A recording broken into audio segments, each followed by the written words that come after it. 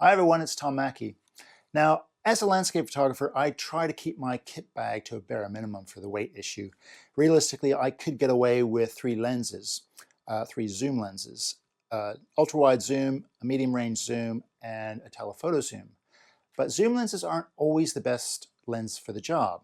Sometimes you need a prime lens. So I'm going to be reviewing the Nikon 24mm 1.8 prime lens. Now, I've had this lens for a couple of years now. The first thing that struck me about it was the weight. On the camera, I don't even know I have it on there. Now, if you have this 24 to 70 mil lens, you know you have this on the camera. It's a beast. And it's quite a bit larger than the prime. Now, the primary reason I bought this lens was mainly for the sunburst points. So when you're looking into point sources such as city lights at night or a rising sun like this one I shot in Japan, you're looking directly into the sun, you get those really nice sharp sunburst points. Now, if you're using the 24 to 70, you'll notice those points don't actually come out to a point, they flare out, which I know I'm being a little bit picky, but I do like really nice ultra sharp points.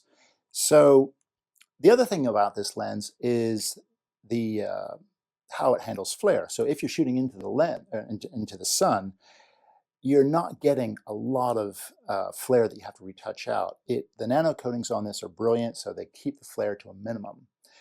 Now, sharpness, this is a primary concern. Prime lenses you would expect to be very sharp as opposed to zoom lenses that have a lot more elements. The sharpness wide open on this, to be honest with you, isn't brilliant, but how many people use a lens wide open for shooting landscapes? I don't. Very rarely, maybe night shots, something like that, but I'm not using this lens for night shots. I've got another lens specifically for that. Once you start stopping this down to say 2.8, the edge-to-edge sharpness is extremely good. And then at f11, overall sharpness is fantastic.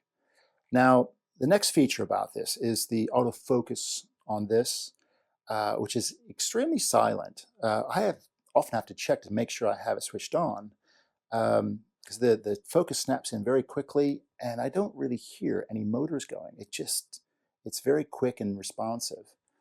The other thing is bokeh. Now, as a landscape photographer, I'm not really that concerned about bokeh on this, although it is very smooth. And the final point about this lens, and probably the best yet, is the price. The price is very reasonable. I paid £670 a couple of years ago. I just looked this up, and it's running between £500–600 or around $700, something like that. So realistically, it's quite an inexpensive lens. So I would highly recommend this. If, like me, you're concerned about those really nice sharp sunburst points, this is a great lens to go for. So I hope you've enjoyed this short review, and if so, hit those like buttons, subscribe to my channel, and I'll see you in the next video. Bye for now.